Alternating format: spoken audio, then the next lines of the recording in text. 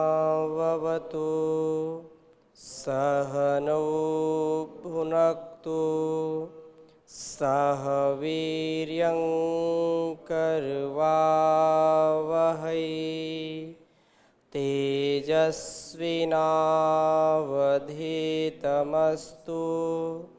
मा विद्विषावहै। ओम शांति शांति शांति। वैदिक जीवन पद्धति की इस कक्षा में आप सबका स्वागत है, अभिनंदन है। धर्म की चर्चा के बाद दिनचर्या, जो हमारा व्यक्तित्व, स्वास्थ्य और कृतित्व की प्रमुख भूमिका अदा करती है। दिनचर्या यदि व्यक्ति की ठीक है तो उसका दिन भर का सारा कार्य ठीक होता है। यदि व्यक्ति की दिनचर्या ठीक नहीं है, दिनचर्या का तात्पर्य ये होता है कि जो भी चेष्टाएं हैं, चर्या का तात्पर्य चेष्टाएं, जो कार्य हैं उनको हम दिनचर्या के नाम से जानते हैं। दिनचर्या में जो कुछ प्रातः जागरण से शयन पर्यंत जो भी करें वो दिनचर्या के उसमें आएंगे। फिर रात्रिचर्या भी कह देते हैं, जो रात्रि में शयन करते हैं तो रात्रिचर्या में आता है। तो दिनचर्या हमारी कब से आरंभ होती है? सुबह 4 बजे से ये दिनचर्या होती है। और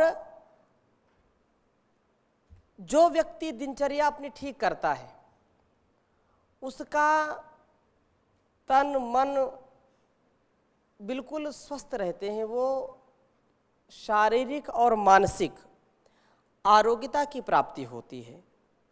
आरोग्यता के स्तर पर जैसे यदि 4 विभागों में इसको हम बांटें तो ये 4 स्तंभ हमको रोगी नहीं होने देते हैं, जिसमें दिनचर्या का विशेष स्थान होता है।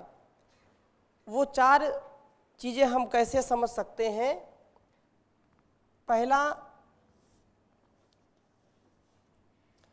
आपका जो आहार है, क्योंकि प्रातः उठते ही हम कुछ ना कुछ देखते हैं, सुनते हैं। कुछ लोग अनेक प्रकार के पदार्थों का भी सेवन करते हैं उठते ही। तो ये जो पूरी दिनचर्या है वो हमारे स्वास्थ्य को प्रभावित करती है, और उस स्वास्थ्य को प्रभावित न होने दें। तन से, मन से, वचन से हम निरोगी हो जाएं, उसके लिए 4 चीज़ें प्रमुख आवश्यक हैं। इनको हमको जान करके उतारने का प्रयास करना चाहिए। जैसे आहार,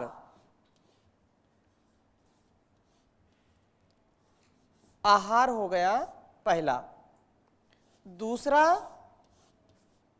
विहार, विहार। तीसरा विचार।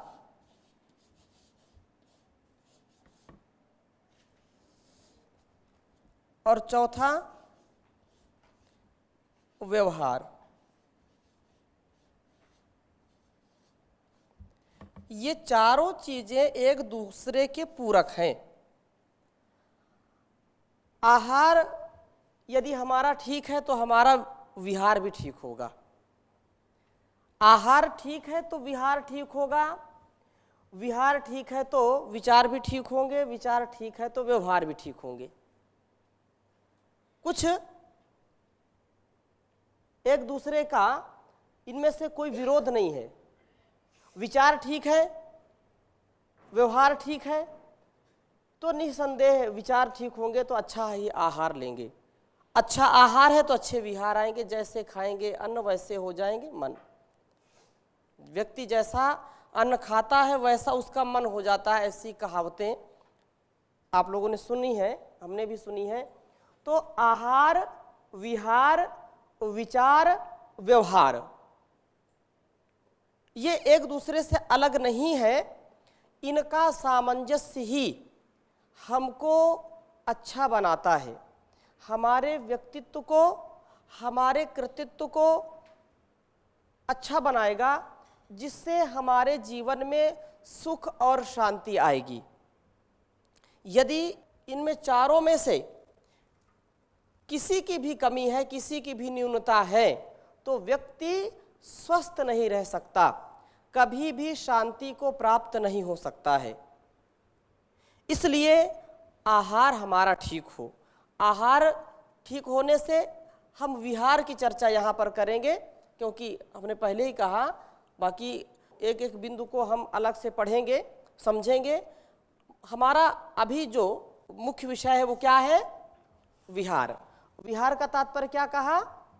दिनचर्या, जो चेष्टाएं हैं, उन चेष्टाओं को हम पढ़ेंगे कि प्रातः काल से लेकर के शयन पर्यंत हमारी क्या चर्या हो, क्या चेष्टाएं हो, कैसी हो, जिससे हमारे जीवन का उत्कर्ष हो, जिससे हम अच्छे कार्यों में संलग्न होकर के सदा पाप से बच करके, अधर्म से बच करके अपने को बहुत ही श्रेष्ठ और दिव्य बना करके इस संसार की सेवा में लगा सकें। तो सबसे पहले दिनचर्या कहाँ से शुरू होती है? विहार कहाँ से शुरू होता है? उठने से। जब आप प्रातः जागरण करते हैं तभी से दिनचर्या आपकी आरंभ हो जाती, शुरू हो जाती है। प्रातः जागरण से। जागने का तात्पर्य क्या है? कि जो व्यक्ति अपनी ऊर्जा सहित अपने को जब हम पूरे दिन पुरुषार्थ में लगा के रखते हैं तो शरीर मन क्या हो जाता है? थक जाता है।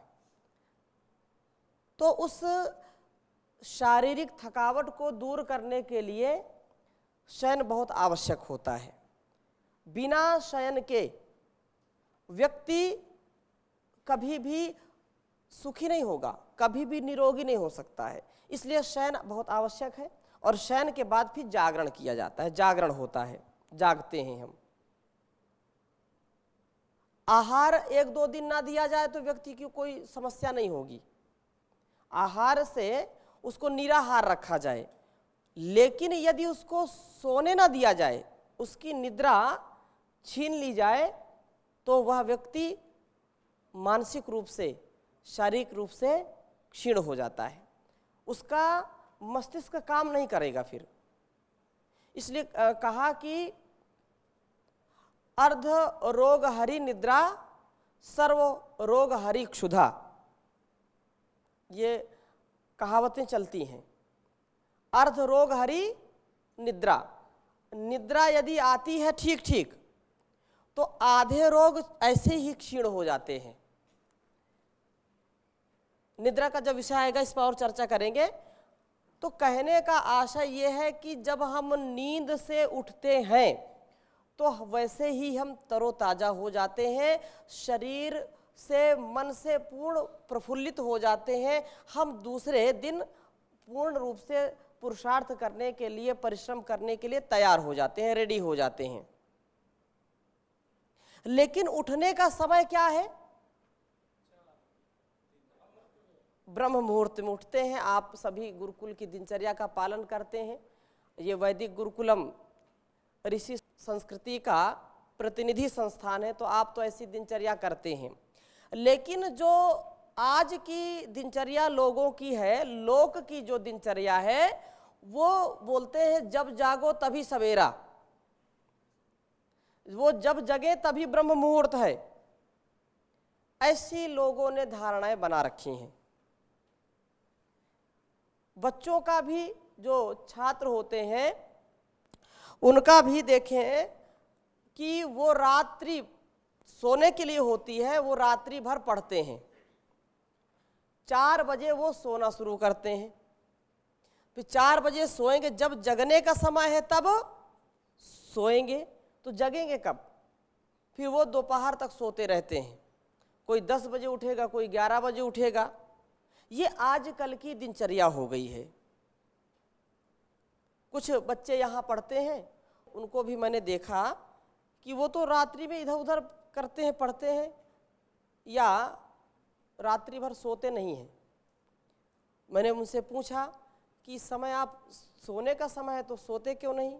बोले इस समय पढ़ने में अच्छा लगता है और सुबह नींद अच्छी आती है। सुबह हम जगते हैं तो सो जाते हैं, बार बार पढ़ नहीं पाते।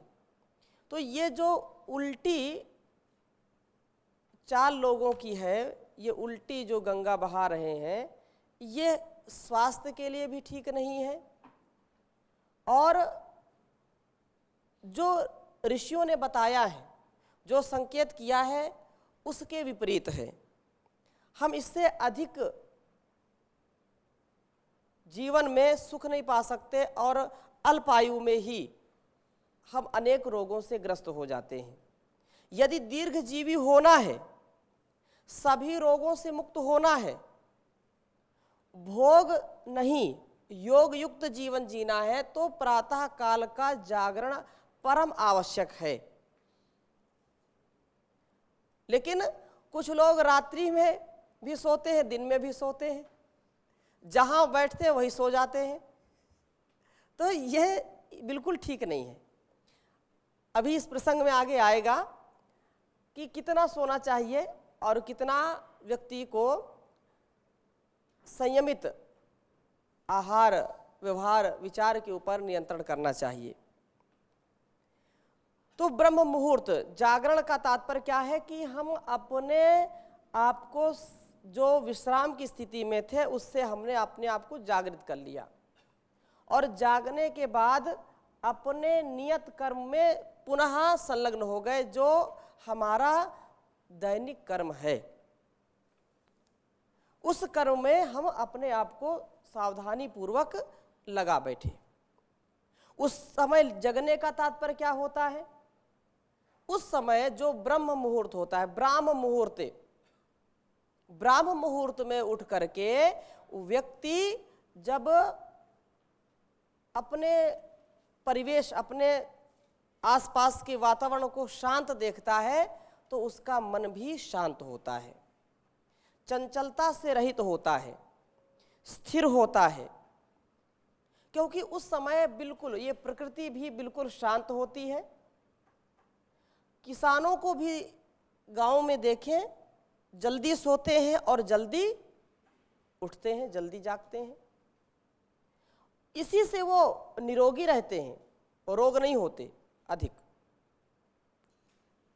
अपने जीवन में भी हम ऐसा कर पाएं तो ब्रह्म मुहूर्त में उठना। मुहूर्त का तात्पर्य क्या है? ब्रह्म मुहूर्त ज्यादा लोगों ने इसको प्रसिद्ध किया है, शास्त्रों में ही बार बार इसकी चर्चा आती कि ब्रह्म मुहूर्त में उठिए।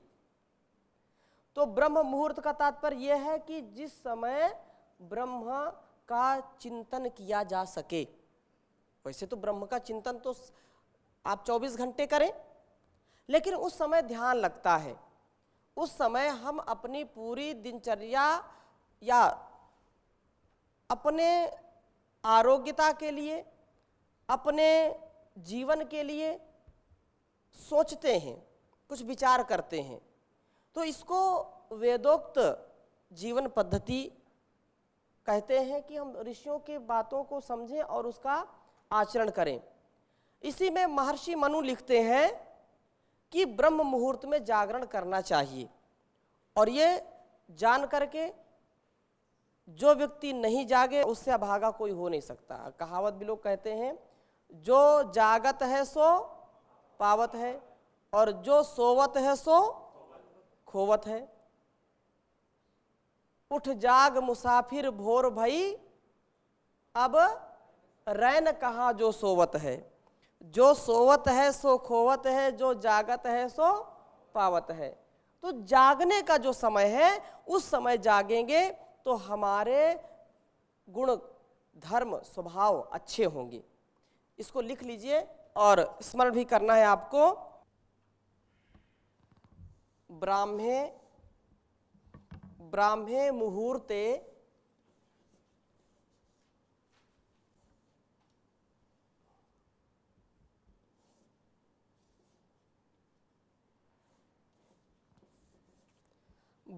मुहूर्ते बुध्येत।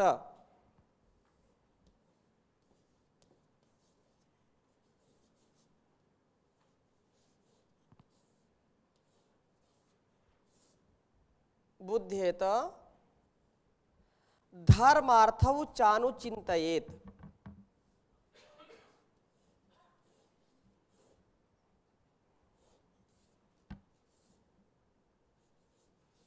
धर्मार्थौ चानुचिन्तयेत्। चिंतयेत्।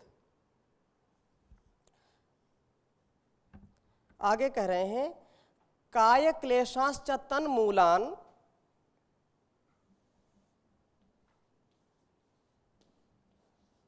काय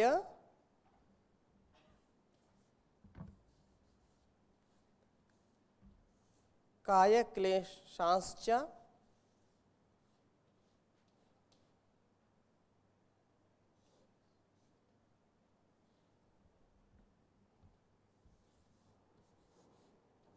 काय क्लेशाश्च तन्मूलान्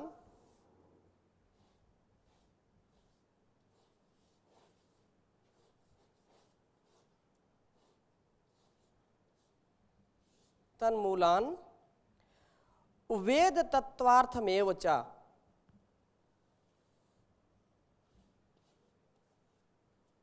वेद तत्वार्थमेव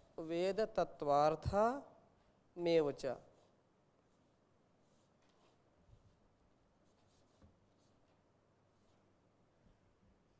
एक बार उच्चारण करेंगे। ब्राह्मे मुहूर्ते बुध्येत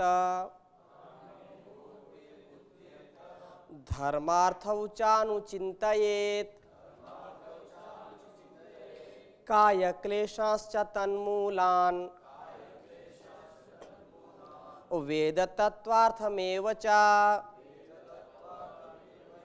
पुनश्च ब्राह्मे मुहूर्ते बुध्येत धर्मार्थौ चानुचिन्तयेत् काय क्लेशाश्च तन्मूलान् वेद तत्वार्थमेव च। कह रहे हैं कि मनुष्य ब्राह्मे मुहूर्ते बुध्येत, ब्रह्म मुहूर्त में अर्थात रात्रि के अंतिम प्रहर में उठे और धर्म पालन तथा धर्म पूर्वक अर्थ संग्रह च और काय क्लेशान च तन्मूलान, जो शरीर संबंधी कष्ट हैं और उनके उत्पादक कारणों को, जो शरीर में व्याधि आ गई है, व्याधि कैसे दूर हो और व्याधि के क्या कारण हैं, तन मन के रोग क्या चिंतन करें और रोगों को नष्ट करने का तथा रोगों के कारणों पर क्या करें, चिंतन करें।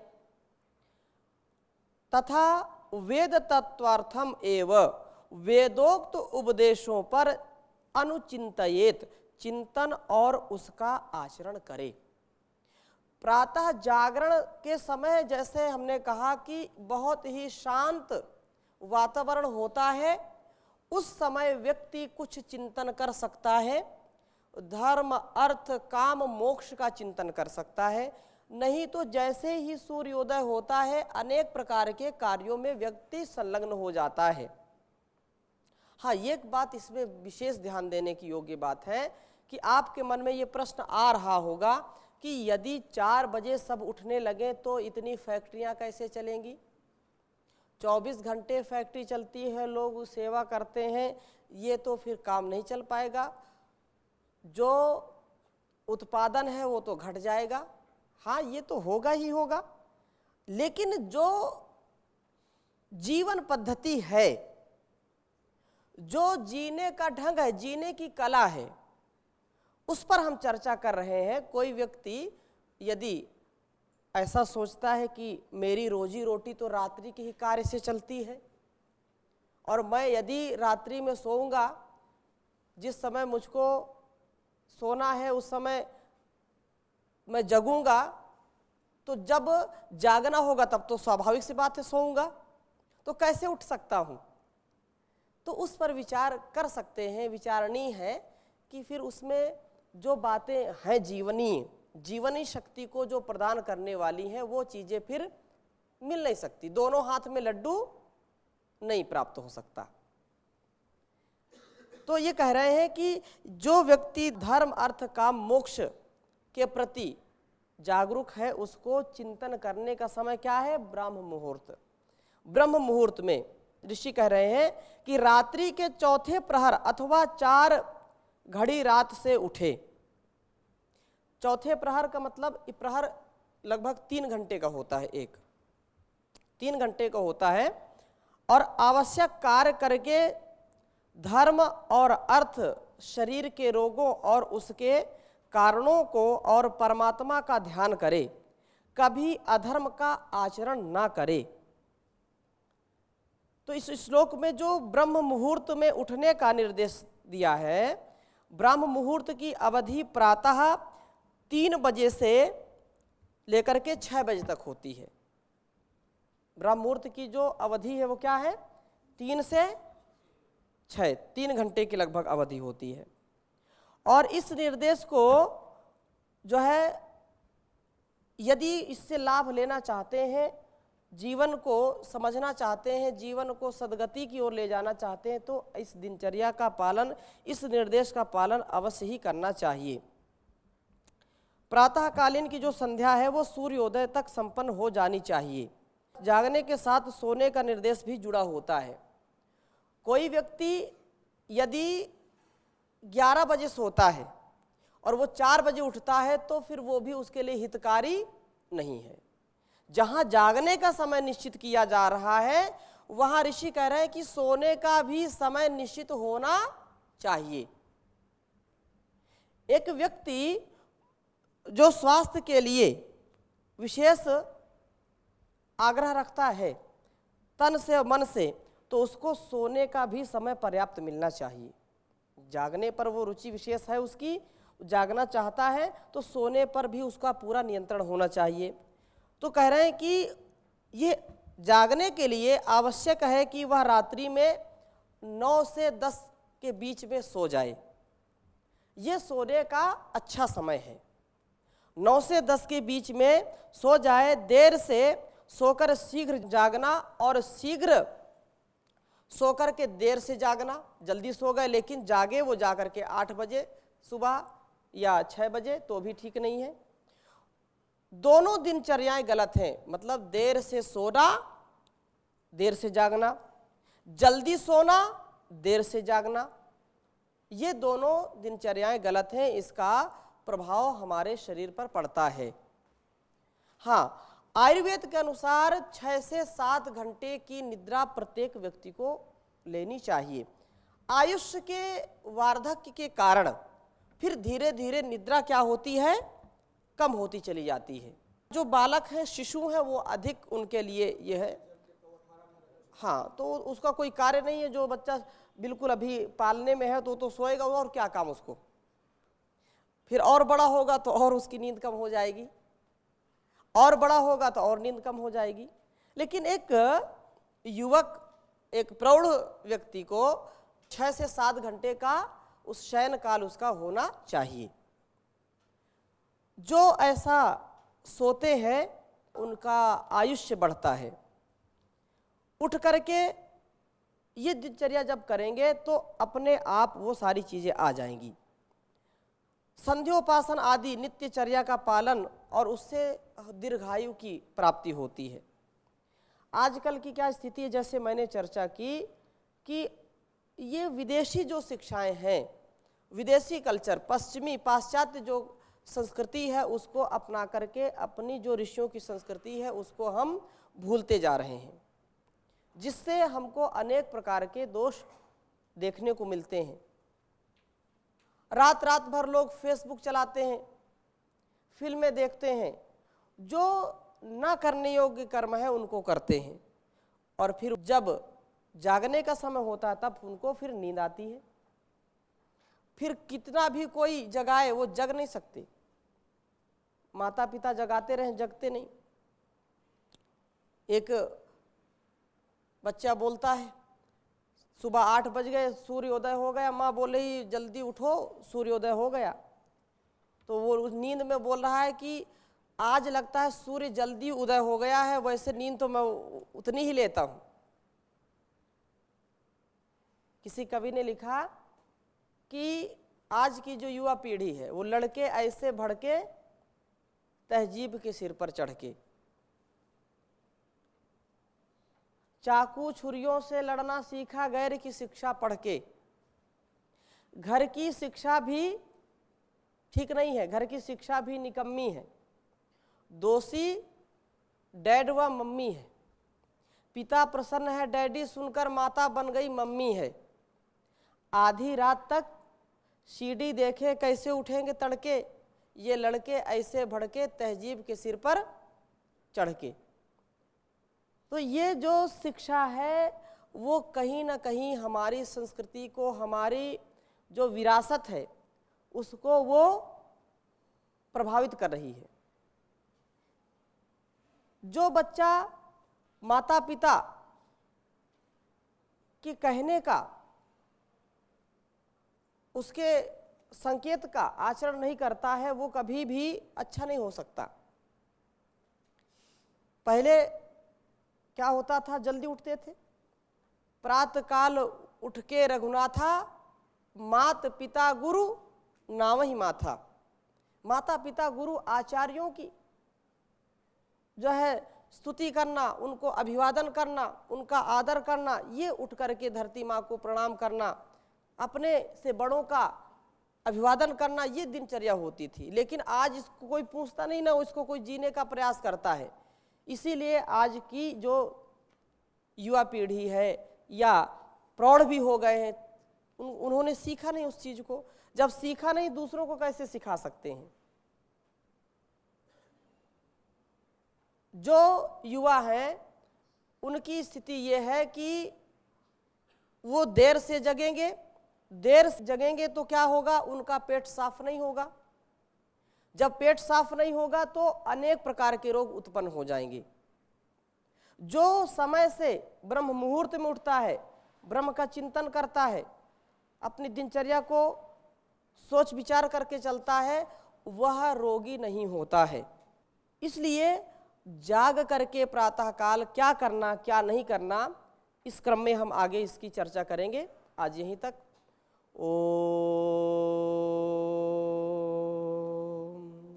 शांति शांति शांति।